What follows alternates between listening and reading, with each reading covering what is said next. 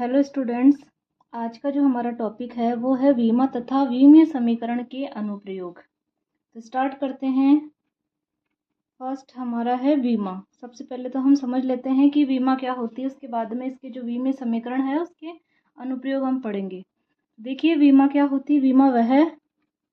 वीमा की जो डेफिनेशन है पहले वह देख लेते हैं। वीमा वह घात होती है जो किसी भौतिक राशि को व्यक्त करने के लिए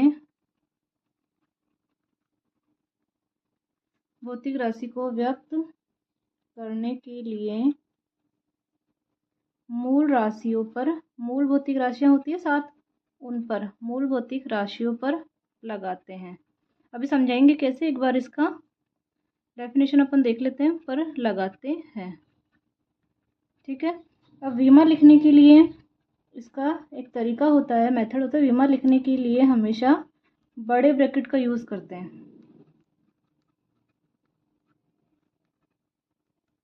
बड़े कोष्ठक का हमें यूज करना पड़ेगा, बड़े कोष्ठक का उपयोग करते हैं। अब देखिए, अगर लंबाई की विमा हमें लिखनी है, क्योंकि लंबाई मूल भौतिक राशि है ना, इसलिए लंबाई की विमा जब आप लिखेंगे तो हम उसको लिखेंगे एल और बड़े ब्रैकेट बंद। इसी तरह से द्रव्यमान की विमा आप लिखोगे तो द्रव्यमान को मास बोलते हैं इंग्लिश में, इसलिए कैपिटल एम इस तरह से लिखेंगे। समय को अगर आप लिखोगे तो समय की विमा लिखने के लिए समय को टाइम बोलते हैं, इसलिए कैपिटल टी इस तरह से लिखेंगे। और ताप को अगर आप लिखोगे तो ताप का केल्विन हमने देखा था, इसलिए कैपिटल के। इसी तरह से प्रदीपन तीव्रता, ये जो प्रकाश की तीव्रता है, प्रकाश की तीव्रता, उसकी विमा अगर देखोगे तो वो आपकी कैंडेला में आई थी, इसलिए सी डी कैपिटल। और विद्युत धारा की अगर आप विमा देखोगे तो उसको कैपिटल ए लिखना पड़ेगा। और विद्युत धारा, और एक अपने पास में था पदार्थ की मात्रा।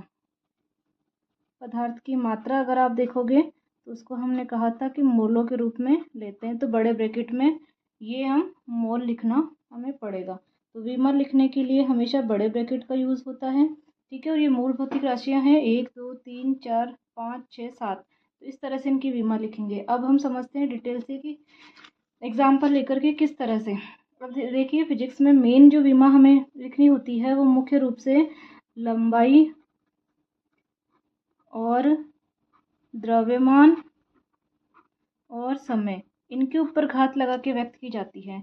अब एग्जाम्पल है इसका, बाकी इतनी यूज़ नहीं होती, पर मेन रूप से लंबाई, द्रव्यमान और समय, इसके रूप में हम इसको लिखते हैं। तो जैसे एग्जाम्पल क्षेत्रफल से स्टार्ट करते हैं। क्षेत्रफल की विमा हमें निकालनी है, तो क्षेत्रफल का पहले हमें सूत्र देखना पड़ेगा। क्या होता है आयत के क्षेत्रफल का सूत्र? लंबाई गुणा चौड़ाई होता है। तो इसका अगर आप मात्रक देखोगे तो लंबाई का मीटर, चौड़ाई का भी मीटर, दोनों ही मीटर गुणा मीटर यानी मीटर स्क्वायर, और दोनों ही लंबाई के अंदर है ये। तो क्षेत्रफल की जो विमा होगी, विमा वो आप देखोगे लंबाई में 2 घात है कि नहीं। तो क्षेत्रफल की जो विमा होगी वो आप लिखोगे एम एल और टी। ये विमा लिखने का एक तरीका होता है कि एम एल और टी तीनों को एक साथ बड़े ब्रैकेट में लिख दो, ठीक है। तो एम के ऊपर, एम का मतलब होता है मास। आपको कहा था कि एम क्या है, ये द्रव्यमान है, मास है। और टी क्या था? समय था, ठीक है। तो देखिए इसमें द्रव्यमान का कोई रोल नहीं है, इसलिए एम पर 0। लंबाई के अंदर ये 2 मीटर स्क्वायर है, तो लंबाई पे 2। समय इसमें नहीं है, समय के ऊपर 0। तो ये क्षेत्रफल की विमा आ गई ये, यानी कि क्षेत्रफल की विमा क्या है? लंबाई के ऊपर 2 है, तो इसकी विमा कितनी है? लंबाई पर 2। इसी तरह से नेक्स्ट एग्जाम्पल, आयतन। अभी यूजी से स्टार्ट करते हैं, फिर आगे बढ़ेंगे धीरे धीरे। आयतन, जैसे आयतन आप किसी का भी ले लीजिए। आयतन जैसे कि गोले का आयतन 4/3 पाई आर क्यूब होता है, 4/3 पाई आर क्यूब। इसमें एक इम्पॉर्टेंट लाइन और है जो कि मैं ऐड करना चाहूँगी कि आंकिक जो राशियाँ होती है उन वो विमाहीन होती है।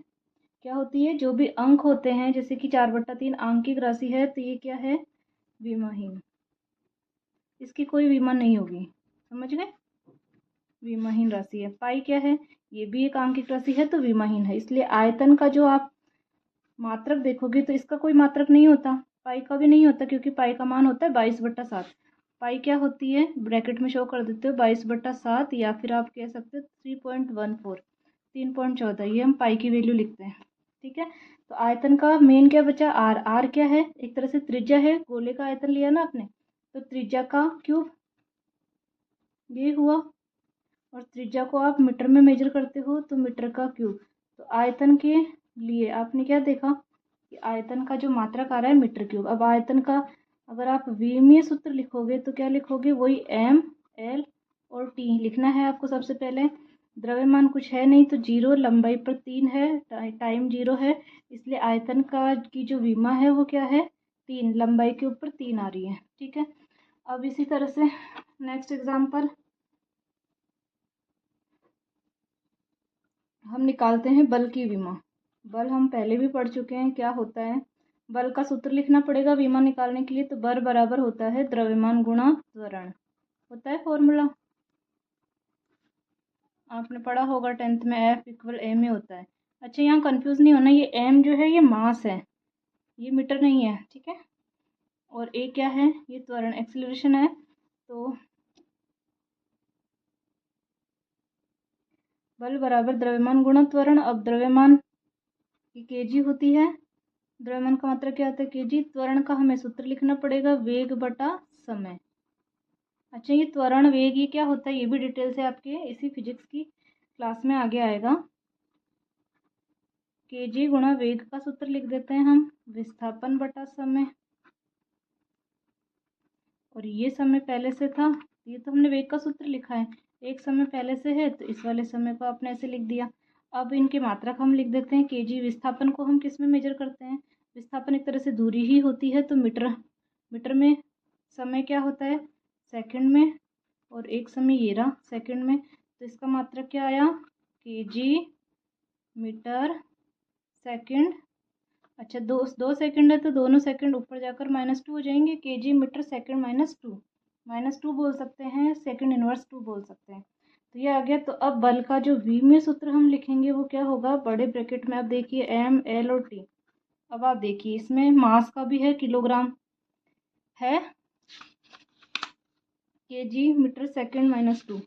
तो इसके अंदर kg जो है द्रव्यमान का है, द्रव्यमान यानी मास, तो घात कितनी है, एक हमने लगा दी। मीटर है, m मतलब मीटर, इसमें आपको कंफ्यूज नहीं होना है। मास, ये मास नहीं, ये मीटर है। ठीक है, मीटर इन लंबाई का, तो ये 1, और सेकंड का -2 यानी टाइम पर -2 है, तो ये आपने लिख दिया -2। तो बल का जो विमीय सूत्र हो रहा है वो क्या हो रहा है, m1 l1 t -2। इसी तरह से हम देखते हैं नेक्स्ट एग्जाम्पल, दाब का फॉर्मूला क्या होता है। ये दाब भी है जो आपके लिए नया होगा फिजिक्स में, क्योंकि 11th क्लास में स्टार्टिंग होती है। दाब क्या होता है, एकांक क्षेत्रफल पर जो बल लगता है वो दाब होता है। कैसे, इसकी परिभाषा बनाने का सिंपल तरीका, नीचे वाली राशि को अगर आप एकांक लिख दो तो क्या परिभाषा हुई इसकी, एकांक क्षेत्रफल पर लगने वाला जो बल है वो दाब के बराबर होता है। ठीक है, अभी हम परिभाषा से हटके हमारे मेन टॉपिक पर आते हैं कि हम क्या कर रहे हैं, दाब की विमा निकालना चाह रहे हैं। दाब बराबर फॉर्मूला लिख दिया, बल बटा क्षेत्रफल। अब देखिए बल को आप डिटेल से वापस खोलेंगे, इससे अच्छा है कि अभी आपने बल का जो निकाला था उसी को मैं यूज़ कर रही हूँ। तो बल की विमा तो हमें पता है, क्षेत्रफल की भी पता है ना, या फिर चलो ठीक है वापस से कर लेते हैं। बल बराबर क्या होगा, द्रव्यमान गुणा त्वरण। डायरेक्ट भी करके दिखाएंगे कि इधर डायरेक्ट कर सकते, द्रव्यमान गुणा त्वरण, और नीचे क्षेत्रफल है ही। द्रव्यमान का सेम, त्वरण को चेंज कर दें, त्वरण क्या होगा, वेग बटा समय, और ये क्षेत्रफल पहले से बटा में है। फिर से द्रव्यमान बटा क्षेत्रफल तो सेम है, वेग का फिर से फॉर्मूला खोलना पड़ेगा, क्या बताया था, विस्थापन बटा समय, और एक समय पहले से है तो ये समय हो गया। अब इनके द्रव्यमान क्षेत्रफल का फॉर्मूला, द्रव्यमान का मैं मात्रक लिख दूं kg, विस्थापन का मीटर, इसको लिखने की जरूरत नहीं है। क्षेत्रफल का मात्रक होता है मीटर स्क्वायर, समय का होता है सेकंड, और एक और क्या है, सेकंड, नीचे है ना 2 सेकंड। अब 1 मीटर से 1 मीटर कैंसिल हो गया तो क्या आया, केजी बटा मीटर सेकंड सेकंड 2। अब ये अगर ऊपर जाएगा तो क्या बनेगा, केजी मीटर -1 सेकंड -2 बन गया। तो इस तरह से अगर आप दाब का v में समीकरण देखेंगे, और देखिए एम एल और टी पर हमें घात लगानी है। एम मतलब द्रव्यमान, द्रव्यमान का किलोग्राम है इस सूत्र में, है ना, केजी है ना, इसलिए हमने क्या लगा दिया 1, केजी पर घात 1 ही है ना, इसलिए 1। दूसरा लंबाई का मीटर माइनस पर 1 है, मीटर पर -1, तो ये -1 लगा दिया। समय का सेकंड हो गया, सेकंड पर कितना है -2, तो ये समय पर -2, यानी क्या है दाब का v में समीकरण, m1 l -1 t -2। अब देखिए मैं जो आपको कह रही थी कि डायरेक्ट आप कर सकते हैं, तो डायरेक्ट जैसे दाब का आपने फॉर्मूला लिखा, बल बटा क्षेत्रफल लिखा। अभी अभी आपने देखा था कि बल का जो v में सूत्र आया था वो क्या आया था, m1 l1 t -2 आया था। और क्षेत्रफल का कितना होता है, m0 l2 t0। ये दोनों हम देख चुके हैं करके। अभी t पर 0 है क्योंकि उसमें केवल मीटर स्क्वायर आता है, तो l पर 2 आता है। तो अब क्या होगा, ऊपर जाएंगे, m1 नीचे 0, ये m ऊपर जाएगा तो -0 होगा ना। अच्छा ठीक है, चलो इसको भी डिटेल से समझा देते हैं कैसे होगा। इसको मैं ऐसे लिख सकती हूँ, m1 l1 t -2, और ये जिस सारा का सारा जब ऊपर जाएगा तो m0 l2 t0 पर घात -1 ऊपर गया ना। अब m1 l1 t -2, ये -1 क्या होगा, घातों से गुणा होगा, तो 0 से तो 0 वापस, 0 गुणा -1 0, l पर 2 है, 2 गुणा -1 l -2, और t 0 गुणा -1 वापस से 0। ये कैसा है, समझ में आया, डिटेल से खोल के देख सकते हैं, और आप चाहो तो डायरेक्ट काट भी सकते हो। अगर डायरेक्ट काटते l1 से l1 कट जाता, नीचे ओनली l1 बचता है ना। तो चलो आप डिटेल से देख लो। m1 अब ये क्या होगा, प्लस हो जाएगा, m की घातें l की घातें और t की घातें, यही होगा। क्या बचा, m पर 1 l पर -1 और t पर -2। तो देखो ये दोनों सेम है ना। अगर आप डायरेक्ट करना चाहो तो डायरेक्ट बीमा लिखो, और डायरेक्ट भी हम कर सकते हैं। और आप और डायरेक्ट कर सकते हैं, इतना बड़ा प्रोसेस नहीं करना चाहे तो सीधा यहाँ से l1 से एक l1 कैंसिल होता, l ऊपर जाता, -1 लग जाता, तो सीधा क्या आता, m1 l -1 t -2। अब है कार्य की बीमा। देखिए बीमा निकालने के लिए हमें सूत्र तो याद करना पड़ेगा, और ये सारे सूत्र आपके फिजिक्स में इसे 11th क्लास में आगे आ जाएंगे डिटेल से, इसलिए अभी आप केवल फार्मूला याद करते चलो। तो कार्य का सूत्र होता है बल गुणा विस्थापन। कार्य बराबर क्या होता है, बल गुणा विस्थापन। अब बल की बीमा आपको पता है, अगर नहीं पता है तो फिर से आप डिटेल से पूरा निकाल दीजिए। द्रव्यमान गुणा त्वरण, और विस्थापन सेम है। द्रव्यमान त्वरण को क्या लिखेंगे, वेग बटा समय, अब तो शायद आपको लगभग याद हो गया होगा। और विस्थापन सेम, द्रव्यमान गुणा क्या करेंगे, वेग का सूत्र लिखेंगे, विस्थापन बटा समय, और एक समय पहले से ये वाला, तो ये आपने समय लिख दिया, और गुणा एक विस्थापन पहले से चल रहा है।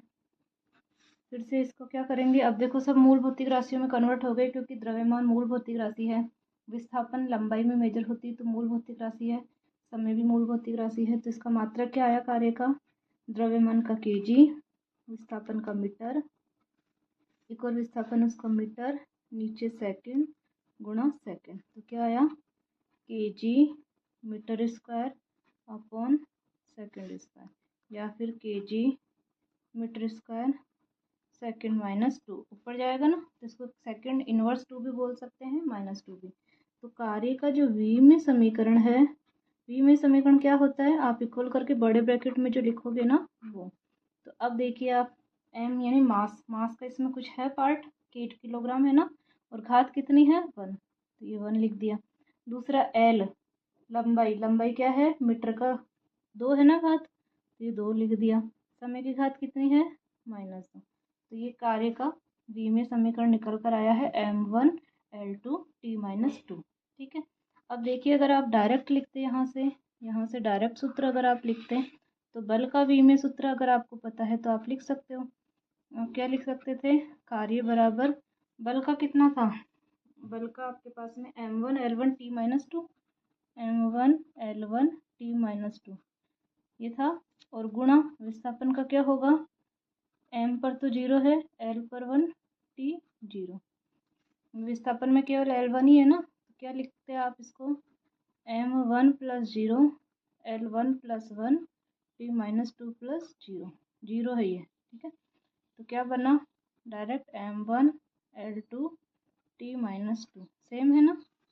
तो अगर आपको बल का विमीय सूत्र पता है तो आप डायरेक्ट भी लिख सकते हैं। तो ये आपका कार्य का विमीय सूत्र निकल कर आ गया है। अब देखिए, अब देखिए, कार्य और ऊर्जा दोनों का विमीय समीकरण एक ही होता है, तो क्योंकि मात्रक भी तो एक है ना, ऊर्जा एक तरह से जो है कार्य के रूप में, मात्रक के रूप में ही लिखी जाती है, तो कार्य ऊर्जा का सेम मात्रक होगा m1 l2 t-2। ये आपको ध्यान रखना है, ठीक है। नेक्स्ट हम देखते हैं, नेक्स्ट हम निकालना चाहेंगे, कार्य हो गया आपका। नेक्स्ट आप ले सकते हैं विभवांतर। अब देखिए, विभवांतर क्या होता है आपके 12th क्लास में डिटेल से आएगा, अभी मैं सिर्फ इसका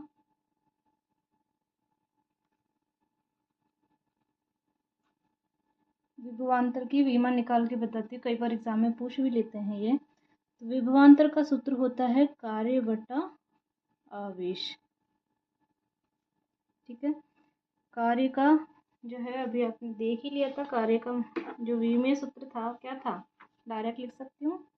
कार्य का विमीय सूत्र था m1 l2 t-2। और आवेश, आवेश को आप देखो, आप कैसे मूल भौतिक राशि में कन्वर्ट करोगे, नया है ना सीखने के लिए। तो आवेश को आप क्या लिख सकते हो? आपको पता है, इधर शो कीजिए कि जो विद्युत धारा होती है उसको आप लिखते हो आवेश प्रवाह की दर q/t लिखते हो। तो यहाँ से आवेश q इक्वल क्या आ जाएगा? I गुणा t आएगा, यानी कि विद्युत धारा गुणा समय लिख सकते हैं। तो आपने आवेश को क्या लिखा? विद्युत धारा गुणा समय। अब विद्युत धारा और समय ये तो मूल भौतिक राशि में कन्वर्ट हो ही गया ना, दोनों ही मूल भौतिक राशि है, तो इसको आप लिखोगे एम्पियर और समय को लिखोगे t/1। तो अब इसका जो विमीय सूत्र क्या बना? m1 l2 t-2 तो है, एक ऊपर जाके 1 ऊपर जाएगा तो एक और -1 हो जाएगा, ठीक है। और ये a भी ऊपर जाएगा तो -1 हो जाएगा। तो क्या आया? विभवांतर का m1 l2 t-3 a-1, ठीक है। अब तक आप केवल m/l/t के रूप में पढ़ रहे थे, लेकिन ये आपके नया ऐड हुआ है, लेकिन ये भी एक मूल भौतिक राशि है, इसलिए आप इस तरह से विभवांतर का विमीय सूत्र लिखोगे। अब आपने पढ़ा होगा प्रतिरोध, प्रतिरोध का भी विमीय सूत्र हम निकाल के देखते हैं। प्रतिरोध एक ओम के नियम से, आप जानते हैं ओम का नियम क्या है? V = IR, यानी विभवांतर इक्वल धारा गुणा प्रतिरोध। तो यहाँ से R = आप V/I कर सकते हो। V क्या है? विभव है, विभव कह दो, विभवांतर कह दो, दोनों की विमा एक ही होती है। तो प्रतिरोध को आप ये लिख सकते हो, विभव बटा विद्युत धारा, या विभवांतर बटा विद्युत धारा, ठीक है। अब विभवांतर की विमा आपको पता है, जस्ट ये रही ऊपर से, क्या है? m1 l2 t-3 a-1। और विद्युत धारा की विमा क्या होगी? a1। तो ये 1 ऊपर जाकर -1 हो जाएगा। क्या होगा आपके पास में? क्या बनेगी विमा? m1 l2 t-3 a-1, और एक -1 और आ गया, तो क्या बना? m1 l2 t-3 a-2। तो ये किसका आया? प्रतिरोध का विमीय सूत्र, ठीक है। तो ये थी आपकी विमा और विमीय सूत्र। इसी तरह से एक एग्जाम्पल और है वेग प्रवणता का। वेग प्रवणता का भी आप देख ही लीजिए, ये भी इम्पोर्टेंट है। वेग प्रवणता कैसे निकालेंगे? फॉर्मूला होता है, जहाँ प्रवणता वर्ड आता है वहाँ दूरी का डिवाइड होता है। कि दूरी के साथ वेग में कितना परिवर्तन होता है। ठीक है, जैसे विभव प्रवणता आता है तो विभव बटा दूरी, वेग प्रवणता आ रहा है तो वेग बटा दूरी। अब देखिए वेग का सूत्र आपको पता है क्या होता है, विस्थापन बटा समय, और इसमें दूरी पहले से ही है। ठीक है, अब देखो विस्थापन का मात्रकों में कन्वर्ट करें तो मीटर, समय का सेकंड, और ये दूरी जो है किसमें होगी, मीटर। कैंसिल आउट हुआ, क्या बना, 1/सेकंड। तो या फिर इसको आप लिख सकते हो सेकंड इनवर्स 1 या सेकंड की घात -1। तो वेग प्रवणता का जो v में सूत्र आएगा, v में समीकरण m l और t, द्रव्यमान नहीं है, लंबाई नहीं है, t पर -1 है, तो ये इसका वेग प्रवणता का v में समीकरण निकल कर आया। ठीक है, इसको आप क्या बोलोगे कि वेग प्रवणता का द्रव्यमान की जो विमा है वो 0 है, लंबाई की विमा 0 है, समय की विमा -1 है। ठीक है, अब विमा के लिए आप एक इम्पोर्टेंट लाइन नोट कीजिए कि जो विमा है वो जो संख्यात्मक मान होते हैं उनकी वो भी विमाहीन होते हैं, संख्यात्मक मानों की विमा नहीं होती।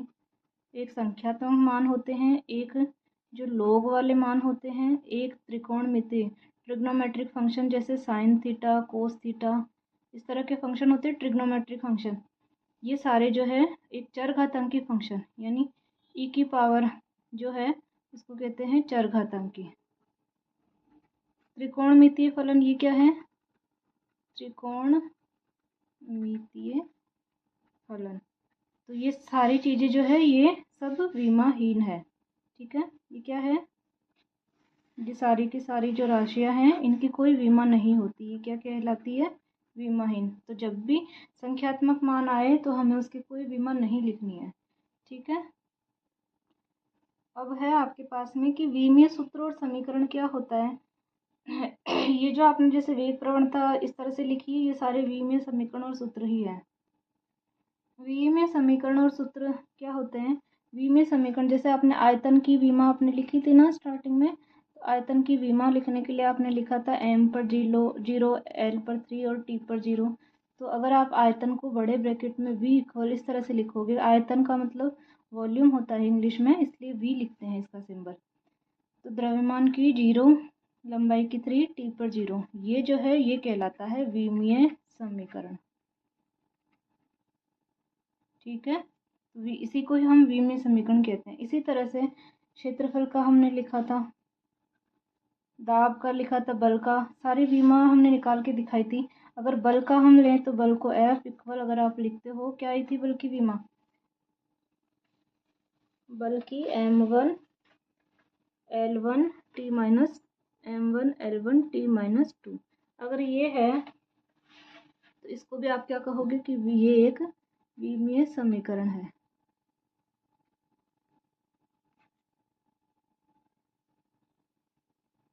नेक्स्ट वीडियो में हम देखेंगे विमा के विमीय समीकरण के अनुप्रयोग।